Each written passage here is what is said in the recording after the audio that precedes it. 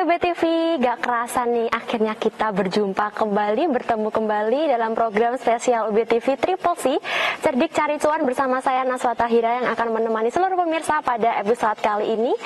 Dan tak lupa dengan narasumber kita, Redaktur Ekonomi Update UB TV, Bapak Abdullah Siddiq. Selamat datang kembali Bapak di Triple C. Ya, selamat datang kembali dan gimana kabar investasinya kamu? Alhamdulillah, semoga mengalami peningkatan ya Pak, ya, dengan kabar-kabar berita yang kita akan ulas pada hari ini. Semoga juga akan memberikan kabar bahagia bagi seluruh pemirsa. Kita hari ini mau bahas apa Nasya? Nah, hari ini adalah berita yang cukup menarik Pak Sidi, karena sebelum-sebelumnya ini kita belum pernah membahas terkait berita hari ini. Gitu. Kira-kira apa pemirsa UB TV? Jangan kemana-mana, tetap saksikan UB TV. Yang pertama dari berita emitennews.com, Pizza Hut. Nah, kita nih bahas tentang dunia makanan nih Pak Sidik, sahamnya makanan. Pizza Hut ini ungkap tutup gerai 20 gerai dan PHK 371 karyawan.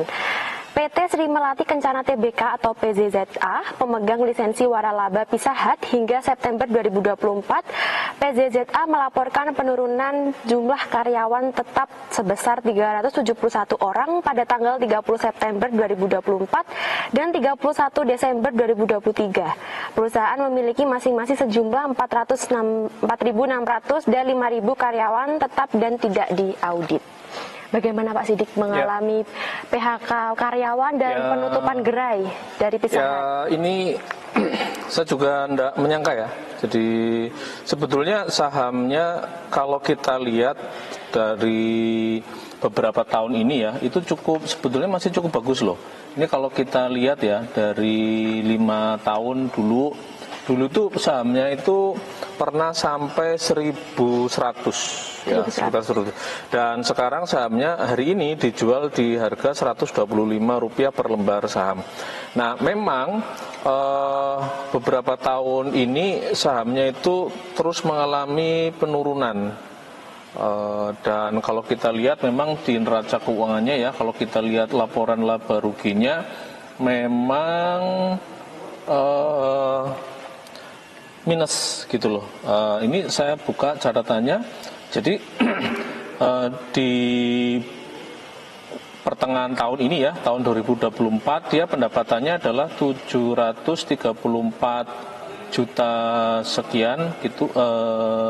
Ya, terus beban pendapatannya adalah 231 sekian dan dia labanya minus gitu loh. Jadi kalau kita lihat labanya adalah minus 16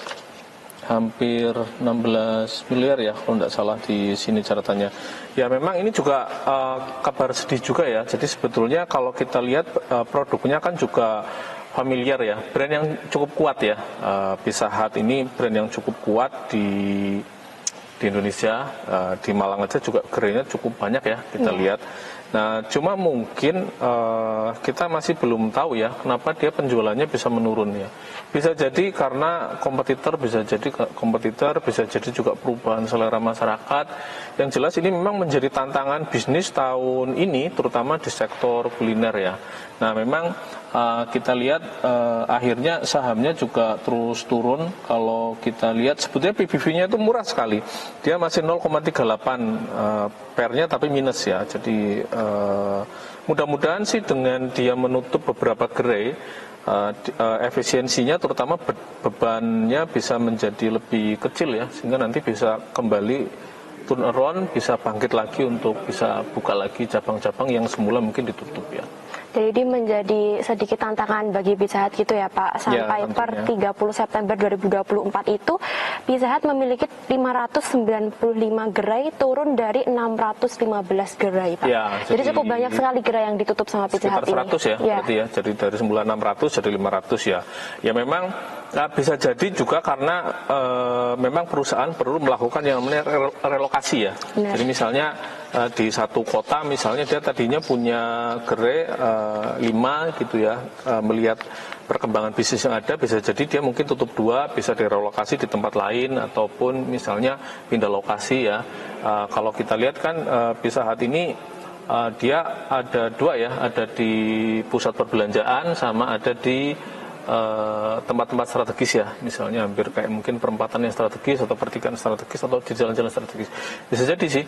Ya kita sih berharap manajemen Pizza Hut bisa pulih kembali, bisa melakukan efisiensinya, bisa berhasil dan nantinya bisa buka lagi ataupun mengembangkan konsep-konsep baru, terutama di bidang kuliner pizza ini ya, gitu.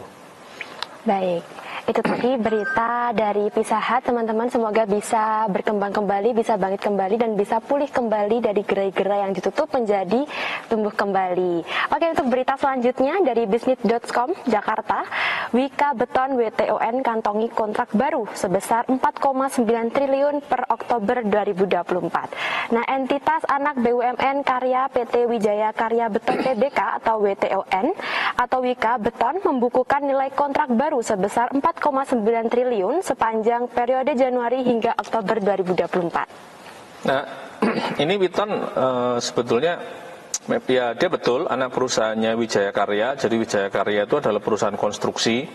Jadi dia yang bangun gedung, bangun tol, bendungan dan sebagainya gitu ya. Perusahaan BUMN jadi plat merah.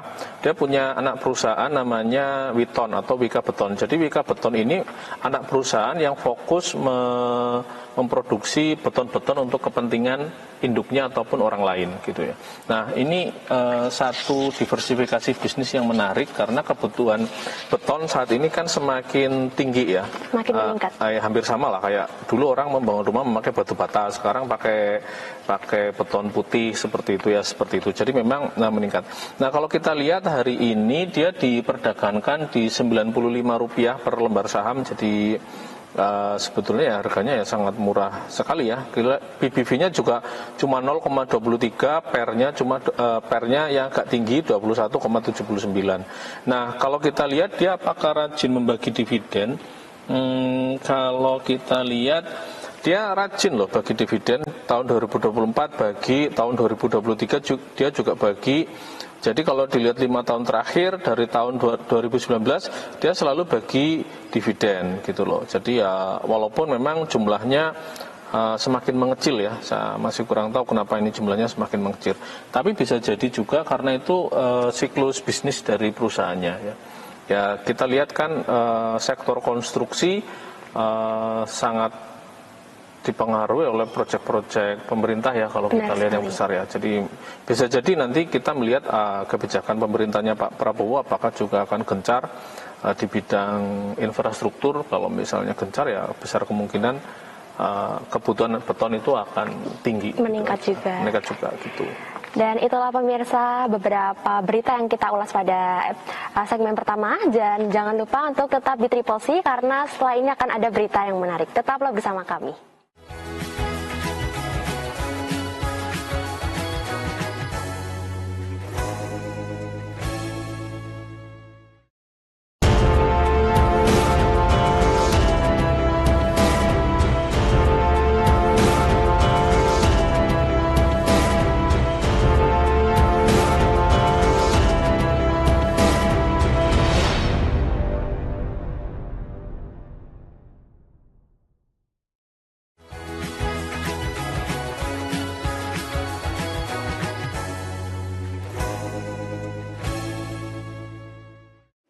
Baik pemirsa OBTV, kembali lagi di program Triple C.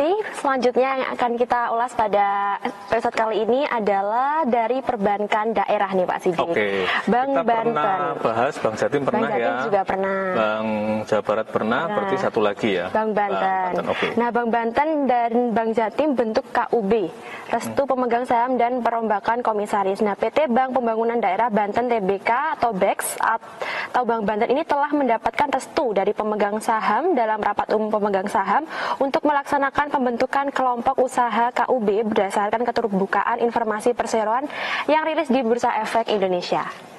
Ya, jadi ini menarik. Sebentar, kalau tidak salah, jadi memang sampai Desember ini bank-bank OJK itu mensyaratkan bank daerah itu memiliki kecukupan modal itu kalau tidak salah 3 triliun yang harus diselesaikan pada akhir Desember saat ini. Nah, jadi mereka itu harus memiliki modal intinya adalah 1 triliun. Jadi bank-bank daerah itu diminta mereka itu harus punya modal inti 1 triliun.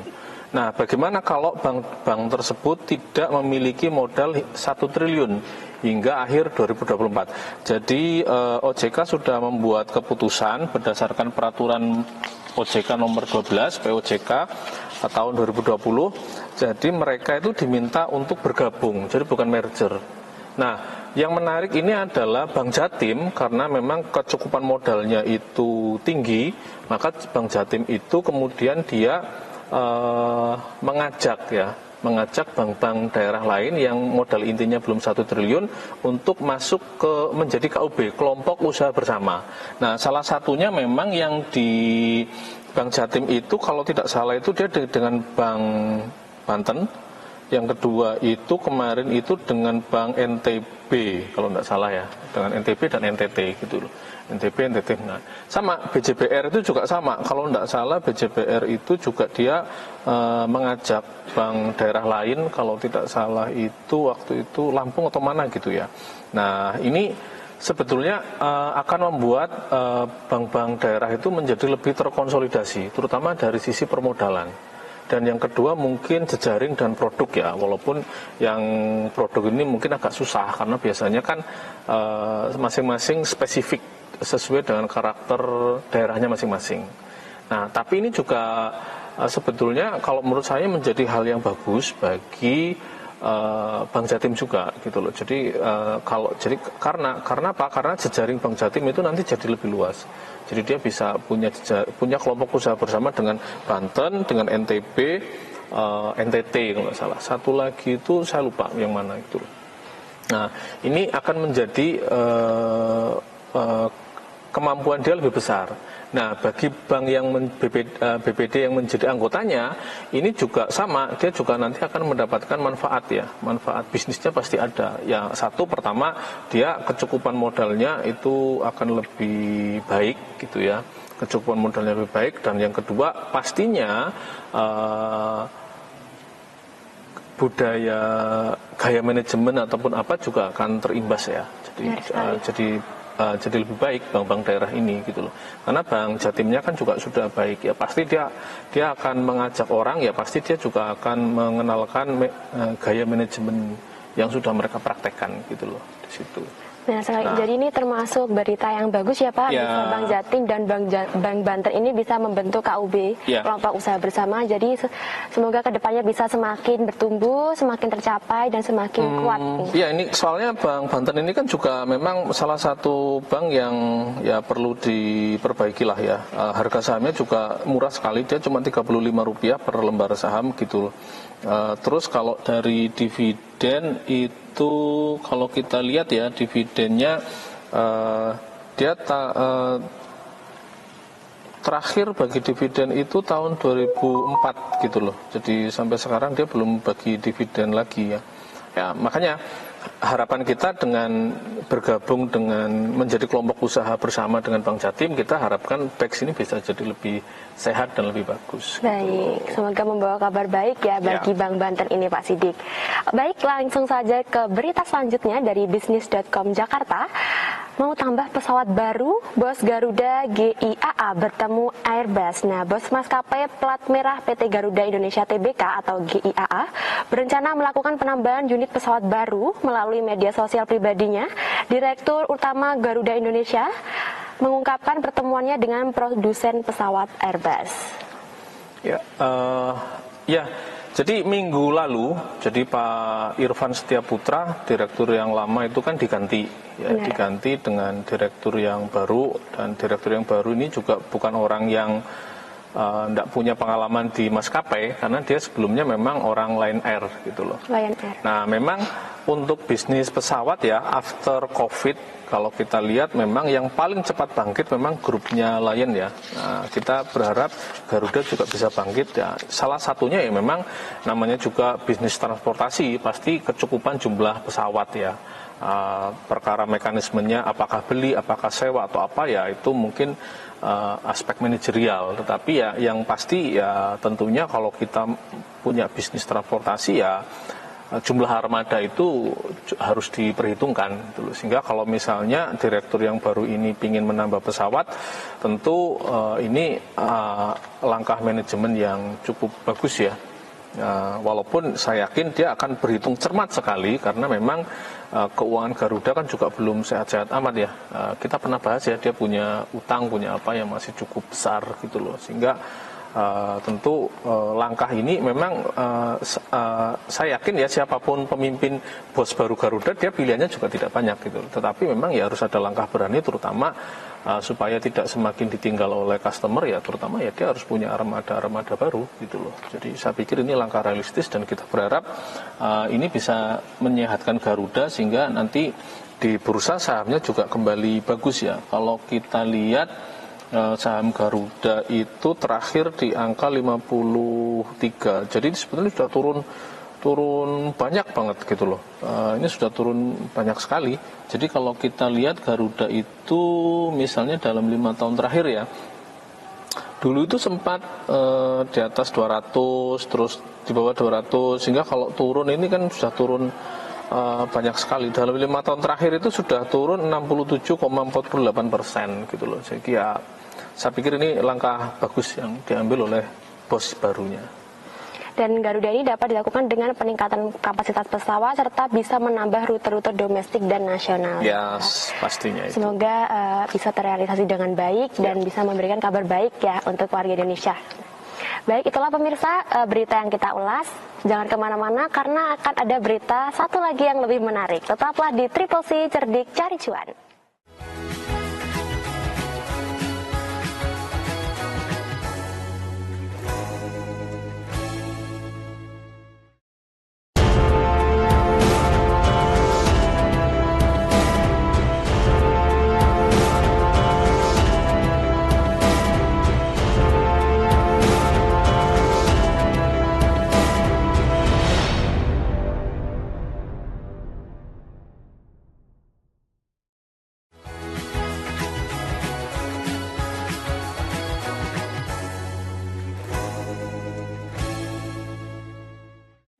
Oke pemirsa BTV, kembali lagi di Triple C. Kali ini kita bahas mengenai perbankan BUMN, dan BNI ini memperluas ekspansi dan digitalisasi layanan ke luar negeri.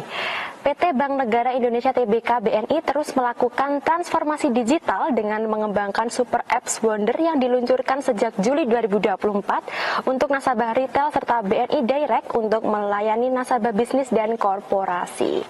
Nah, Wonder by BNI ini juga diperkenalkan hingga Amsterdam, Seoul, Tokyo, Osaka, Washington, dan Singapura. Oke, ini satu aksi korporasi yang bagus juga ya. Jadi kalau kita lihat sekarang memang trennya, dan kita pernah bahas ya beberapa kali, kita pernah bahas Mandiri, kita pernah bahas BRI, BCA, dan kali ini salah satu the big bank ya. Salah satu the big bank, salah satunya kan BNI ya. BNI. Nah memang BNI ini dia citranya di luar negeri cukup kuat gitu ya, cukup kuat. Jadi kalau misalnya dia ekspansi ataupun memperkenalkan produknya ke luar negeri, saya pikir juga tidak ada masalah ya, bagus-bagus juga ya. Nah salah satunya adalah super app atau bank digital.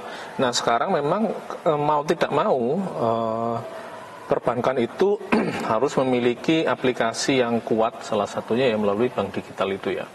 Jadi kalau BNI meluncurkan Wonder itu saya pikir juga bagus, salah satunya untuk pangsa pasar di luar negeri ya, terutama untuk orang yang mungkin bisnis ataupun traveling ataupun apa gitu ya, saya pikir ini bagus. Nah kalau kita lihat lalu bagaimana harga sahamnya, hari ini BNI itu dijual di harga 4.810, PBV-nya cukup masih cukup murah, hanya 1,14 dan PER-nya 8,42. Nah, kalau kita lihat ya, dalam beberapa bulan ini, misalnya kita lihat sebentar, kita lihat harganya. Nah, kalau kita lihat hari ini itu dia naik 2,12%, naik Rp100, harganya sekarang di 4.820. Nah, kalau kita lihat dalam 6 bulan terakhir, itu dia juga naik loh. Naiknya 1,26%, jadi di 6 bulan yang lalu itu dia di harga sekitar 3.000 sekian ya. 3.000 sekian dan sekarang dia di harga 4.820. Jadi kalau kita lihat ini sahamnya bagus gitu loh. Tapi kalau kita lihat year to date, jadi kalau dibandingkan antara tahun lalu dengan hari ini, dia memang turunnya cukup tajam, turun 10,33%. Nah, BNI ini juga rajin bagi dividen, Naswa. Jadi kalau kita lihat dalam 5 tahun terakhir ini, dia selalu membagi dividen ya. Jadi tahun 2019 dia bagi dividen 101 dan ini nilainya naik ya, 2020 103, 2021 dia turun karena waktu itu memang Covid ya, rata-rata dividen perbankan turun. Nah, kalau kita lihat 2022 dia naik lagi Rp73 per lembar saham, 2023 196 dan 2024 280 per lembar saham. Jadi ya cukup bagus juga kalau misalnya investor mengkoleksi bank BNI gitu loh. Dan transformasi digital ini hingga budaya kerja di lingkungan BNI telah berhasil membawa bank milik negara ini keluar dari tekanan ekonomi akibat pandemi beberapa waktu lalu, Pak. Ya, itu bisa terlihat dari dividennya. Jadi kalau misalnya, jadi waktu 2021 dia dividennya kan turun tuh, itu turun Rp22 per lembar saham, terus kemudian naik lagi 2022 73, 2023 196 dan 2024 itu Rp280. Ya, jadi kalau kita lihat logikanya kan sederhana, kalau dividennya itu naik-naik kan berarti labanya naik gitu loh. Kalau labanya nggak naik kan nggak mungkin, kecil ya kemungkinan dia membagi dividen semakin besar kepada investornya gitu loh. Nah, jadi ya, dan kalau kita lihat memang bank digital ini menjadi fenomena yang tidak bisa dielakkan ya saat ini ya. Jadi mungkin Nasbet juga merasakan terakhir ke bank secara fisik kapan? 3 bulan yang lalu. Tapi kalau transaksi kan sekarang mungkin bisa tiap hari ya, sering dilakukan dan itu cukup menggunakan gawai kita masing-masing. Nah, memang itu hal yang tidak bisa terelakkan gitu loh. Sehingga kalau perbankan sekarang mau yang plat merah maupun swasta ya memang harus bergerak ke arah digital. Dan ini memang juga berimbas ke kantor cabang ya. Kalau kita lihat memang beberapa minggu lalu itu juga ada berita itu salah satu perbankan nasional juga dia banyak menutup kantor bukan karena rugi tetapi karena memang transaksi secara fisik itu sudah semakin kecil gitu. Orang sekarang sudah banyak melakukan transaksi secara digital sehingga dia menutup kantor-kantor di cabang yang mungkin transaksinya secara fisik kecil gitu ya dan dialihkan ke cabang lain dan memperkuat super app-nya juga gitu. Bahkan sekarang pun untuk tarik tunai di mesin ATM tuh bisa tanpa kartu, Pak. Jadi semakin digencarkan dari digitalisasi perbankan mobile bankingnya itu. Iya ya. Dan kalau kita lihat BNI ini juga misalnya kita lihat laporan rugi labanya ya. Laporan rugi labanya ini juga kalau kita lihat di bulan 6 tahun 2024 atau semester 1 kemarin itu dia laba bersihnya itu 5,36 triliun gitu ya. 5,63 triliun dan kalau kita lihat pendapatannya dia juga bagus banget 12,331 triliun ya. Jadi memang kalau kita lihat naik terus gitu loh. Kalau kita lihat pendapatannya naik pada bulan Maret kemarin juga sama di triwulan pertama itu juga naik dia 20 triliun terus kemudian 12 triliun dan sebagainya gitu. Jadi kalau kita lihat memang dia pertumbuhannya bagus ya untuk tahun 2024 ini. Apalagi BNI ini telah meluncurkan bonder BNI ini ya Pak, bisa menjadi pesaing bagi perbankan-perbankan lainnya, karena setiap perbankan itu pasti berlomba-lomba untuk menaikkan tingkat nasabah, meningkatkan jumlah transaksi melalui digital, begitu Kak. Ya, kalau nasabah sendiri pakai super app itu paling sering untuk apa sih?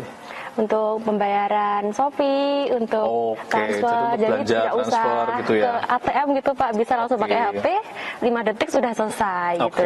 Jadi ya sangat efisiensi waktu. Kelihatannya memang ke arah sana, jadi mau tidak mau manajemen perbankan itu juga harus selalu awas ya, selalu dia selalu jeli melihat perkembangan yang ada, dan salah satunya memang dengan memaksimalkan perbankan digital yang mereka miliki. Gitu. Benar sekali, luar biasa sekali berita yang kita ulas pada episode kali ini, mulai dari FNB, konstruksi, perbankan daerah, dan perbankan BUMN nasional. Baik, luar biasa sekali episode kali ini, dan jangan lupa untuk selalu saksikan Triple C di setiap episode-episode selanjutnya. Semoga selalu bahagia dan selamat beraktivitas untuk seluruh pemirsa LBTV. Sampai jumpa di episode selanjutnya. Saya Naswa Tahira pamit undur diri. Selamat beraktivitas dan sampai akhir pekan. Terima kasih.